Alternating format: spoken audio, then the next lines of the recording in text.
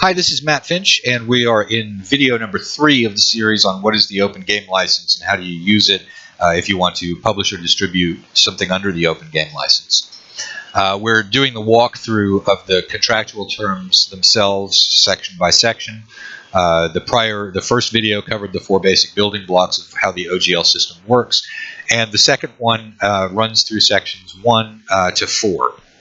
We're going to start with section 5 here.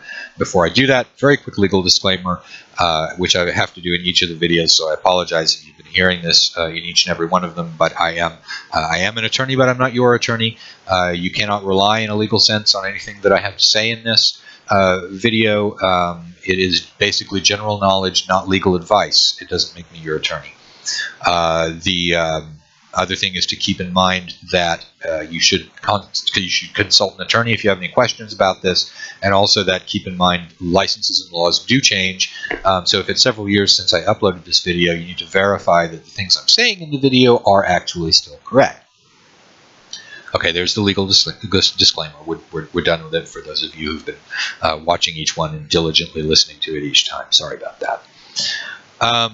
Section 5 is the representation of authority to contribute, and while that sounds complicated, it's very simple. What it simply means is that if you don't have the right to put it into open game content, you can't. So, for example, I used the example of a large block of text from Lord of the Rings. You can't put it into open game content because you don't have the right to.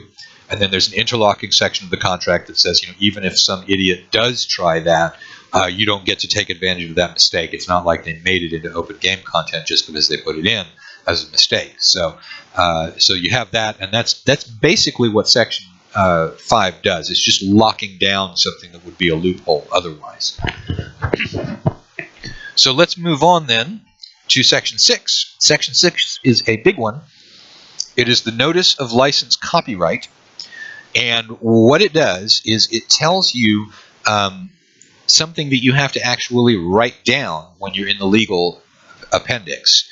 And it's the only place where you write something down within the margins of the license itself. You're not allowed to change anything in the license, but here this is the one thing that you do add before the words "end of license" when you duplicate the open game license in your book. The way that it works is that any open game content that you have used from someone else, and that includes the SRD, has to be listed in your Section 15, and then you need to add the name of your own work to it. The reason being that since what you've done is copied someone's Section 15 information to tell people that their copyrights are covered here in the chain of copyrights, someone else, the next person, is going to do the same thing with yours, which means that if you left out the name of your book, it's gone. It's basically disappeared from that chain. It operates very much like a chain of title in real estate, which the non-lawyers probably don't care about, so we'll immediately move off that little tangent. That is Section 6, and we'll probably revisit that in Section 15, where we talk about what we have to do, and definitely we'll talk about that when we get to the part of the series of the video where we talk about what the highlights of what your entire legal appendix should look like. What are the points you need to touch upon? But let's move on now to Section 7. Section 7 is where we talk about product identity. And we've talked about the fact that product identity is a huge catch-all definition which operates essentially as the default for what things are if you're not clear on what was open game content. If someone was vague when they designated their open game content, the assumption is that what you're looking at in their book is product identity. It's not formally the assumption, but it's effectively the assumption, because there are so many things that are listed as being product identity.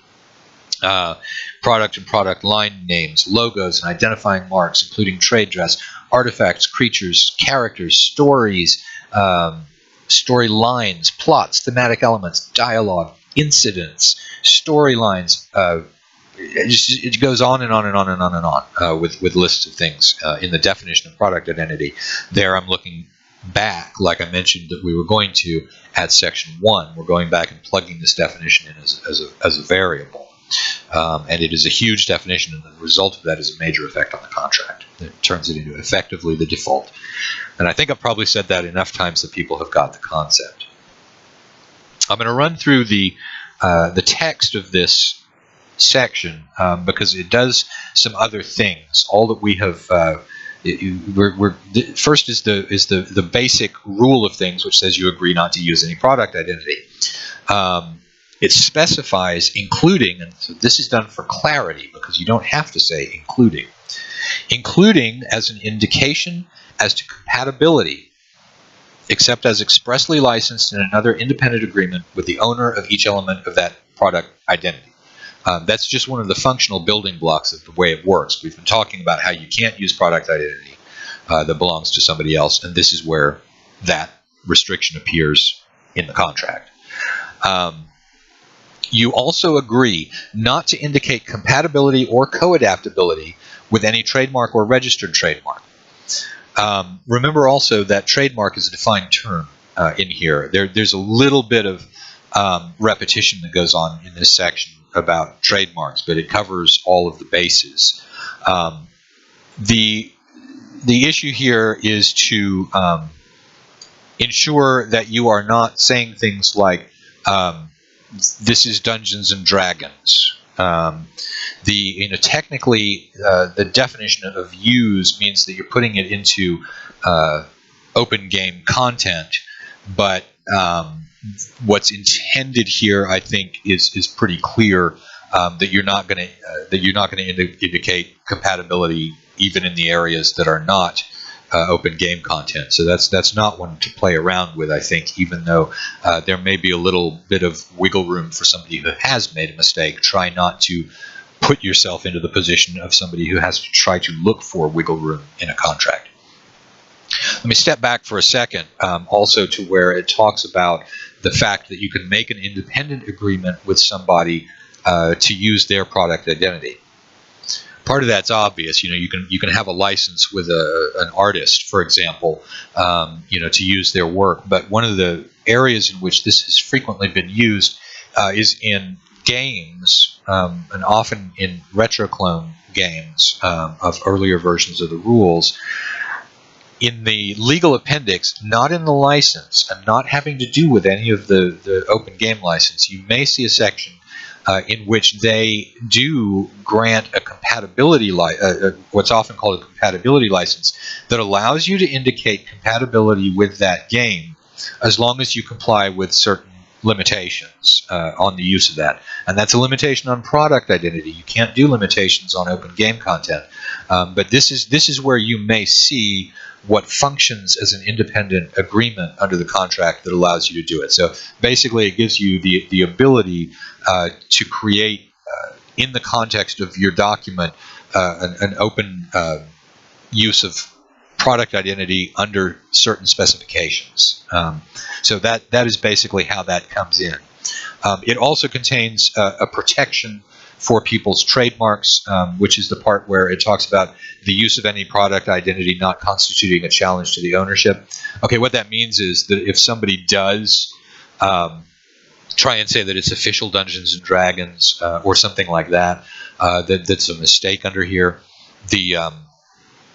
or put the term Dungeons and Dragons into open game content.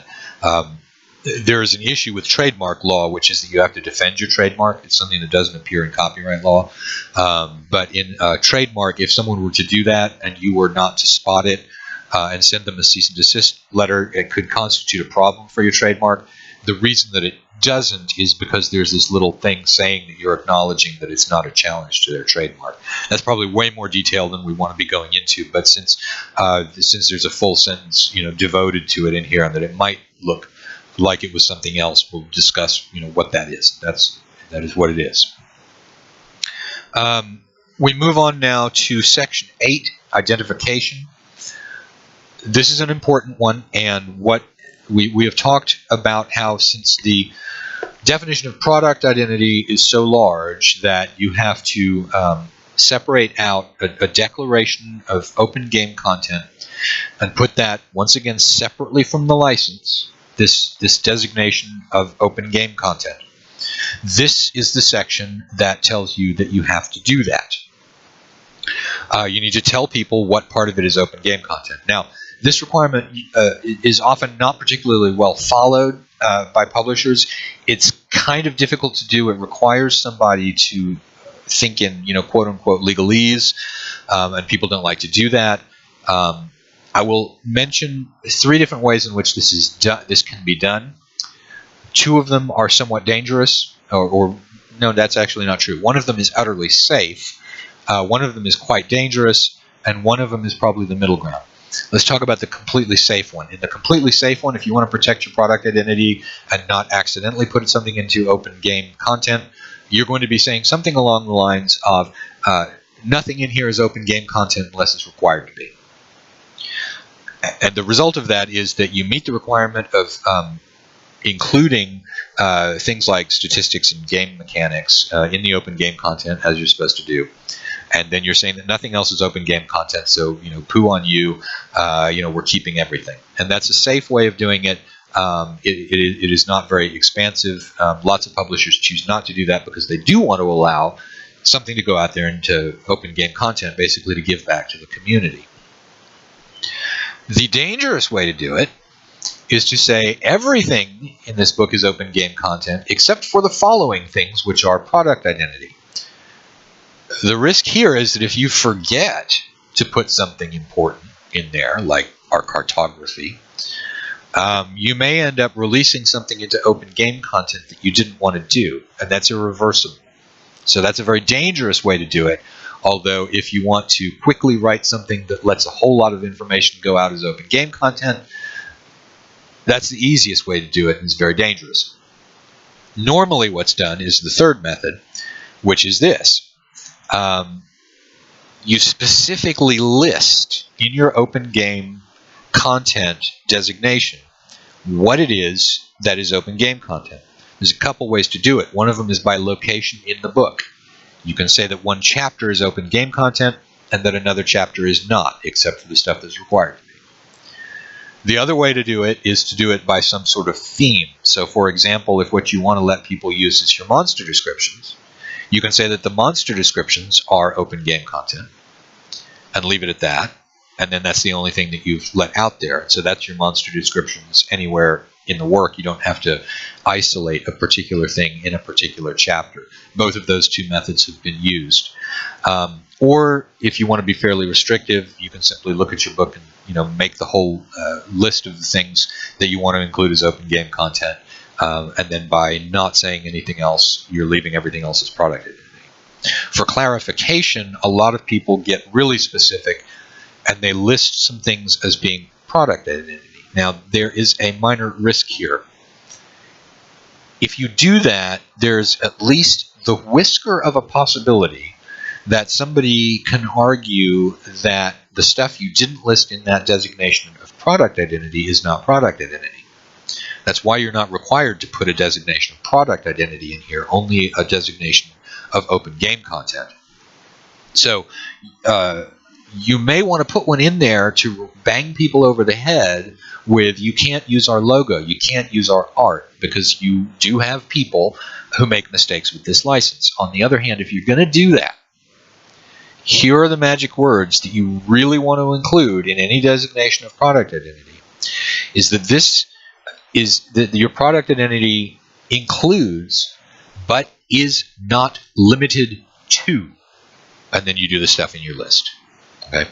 I realize that the stuff that I just had to say here about the section is something that's probably easier followed in writing, but it is a video, so I don't have that option. So there it is. I've covered sort of 3 different approaches that you can take.